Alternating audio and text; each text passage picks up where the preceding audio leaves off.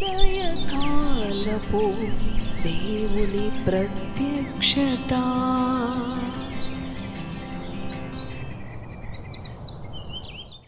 Praise the lord, హల్లెలూయా. ప్రభునందు ప్రియ దేవుని బిడలారా, ప్రభు యొక్క అత్యంత కృపను బట్టి మరి యొక్క ఉదయకాల దేవుని ప్రత్యక్షపు వాక్కులోనికి వచ్చి ఉన్నాము.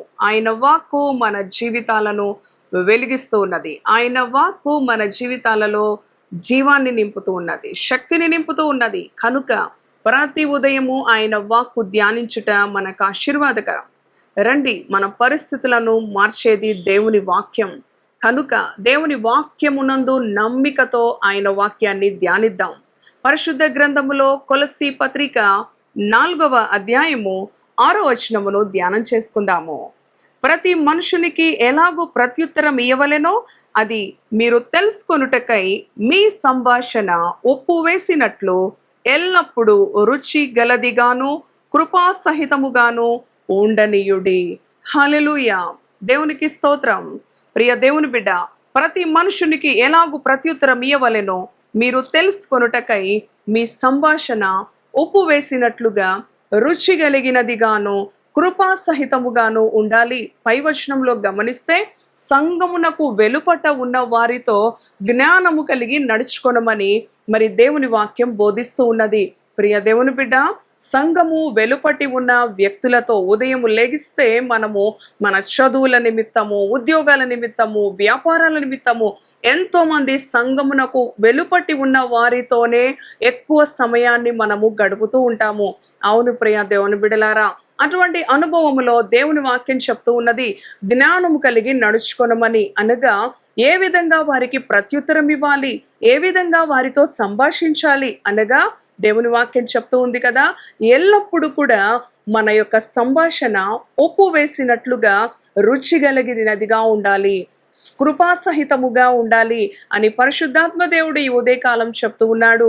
అవును ప్రియ దేవుని బిడ్డ, ఎందుకంటే ప్రభు అన్నాడు, మీరు ఈ లోకానికి వెలుగై ఉన్నారు, మీరు ఈ లోకానికి ఉప్పై ఉన్నారు. అవును, మన జీవితాలు ఇతరులకు మేలుకరంగాను ఆశీర్వాదకరంగాను సంతోషకరంగా ఉండాలని ప్రభు మనలను ఏర్పరచుకొని ఉన్నాడు. ప్రియ దేవుని బిడ్డలారా, కనుక సంఘమునకు వెలుపటి ఉన్నవారు ఈ రోజున ఎంతో మంది క్రైస్తవులను విమర్శించేవారుగాను క్రైస్తవులకు విరోధులుగాను మారుతూ ఉన్నారు. అంటే కారణం మన సంభాషణ రుచి కలిగినదిగా లేదు, మన సంభాషణ ఉప్పు వేసినట్లుగా కృపాసహితముగా లేనందువలననే అనేకులకు మనము అవకాశం ఇచ్చిన వారుగా ఉంటున్నాం. కానీ పరిశుద్ధాత్మ దేవుడు అంటున్నాడు కదా, సంఘమునకు వెలుపటి ఉన్న వారితో మీరు జ్ఞానము కలిగి నడుచుకొనున్నట్లు మీ సంభాషణ మీరు ఏ విధంగా ప్రత్యుత్తరం ఇవ్వాలి, ఏ విధంగా వారితో మాట్లాడాలి అంటే రుచి కలిగినదిగా మన సంభాషణ ఉండాలి, అది ఎల్లప్పుడూ కూడా ఉండాలి. అవును ప్రియ దేవుని బిడ్డ, ఎదుటి వ్యక్తి మనకి అనుకూలంగా ప్రత్యుత్తరం ఇచ్చినప్పటికీ కూడా, ప్రతికూలంగా ప్రత్యుత్తరం ఇచ్చినప్పటికీ కూడా మన సంభాషణ మాత్రము ఎల్లప్పుడూ కూడా రుచి కలిగినదిగా ఉండాలి. ప్రియ దేవుని బిడ్డలారా, కృపాసహితముగా ఉండాలి. తద్వారా క్రీస్తును చూపించే వారంగా, క్రీస్తును పోలిన బిడలంగా, క్రీస్తుకు మహిమను కలుగచేసే బిడలంగా మన జీవితాలు మరి ఉంటాయని ఈ ఉదయకాలం ప్రభు మనతో మాట్లాడుతూ ఉన్నాడు.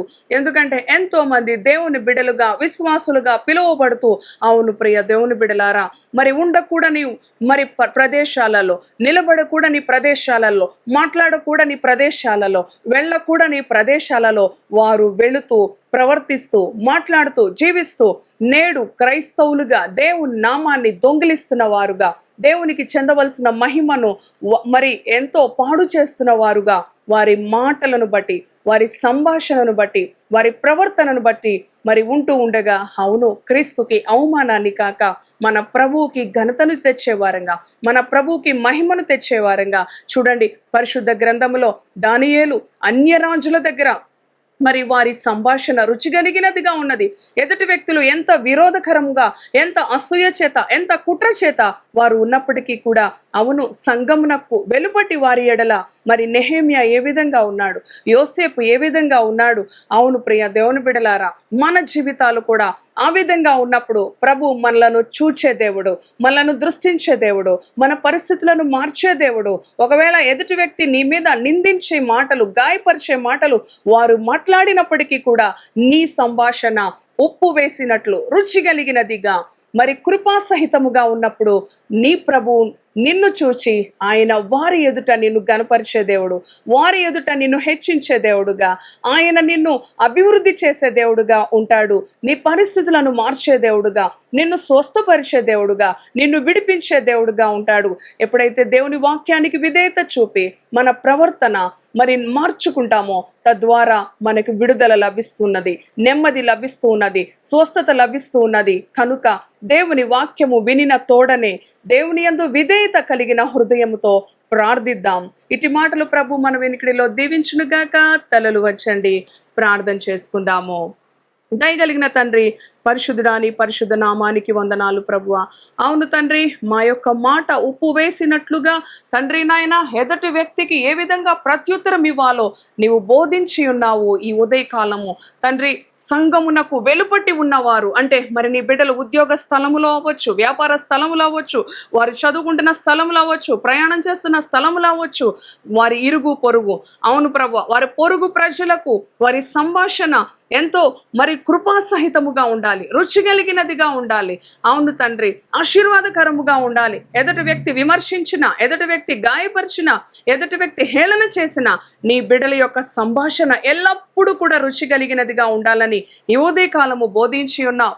అవును తండ్రి, పరిశుద్ధ గ్రంథములో భక్తులు తండ్రి అన్యుల ఎదుట మరి అన్య రాజుల ఎదుట నిన్ను గనపరచుటలో వారి సంభాషణ కృపాసహితముగా ఉన్నది, వారి సంభాషణ రుచి కలిగినదిగా ఉన్నది, ఎల్లప్పుడూ కూడా వారి సంభాషణ కృపాసహితముగా ఉన్నది. అలానే ఈ ఉదయకాలం ఈ మాటలు విన్న నీ బిడ్డల యొక్క సంభాషణ సంఘమునకు వెలుపట్టి ఉన్న వారి ఎడల జ్ఞానము కలిగి నోరు తెరిచే కృప నీ బిడ్డలకి దయచేయండి ప్రభువా.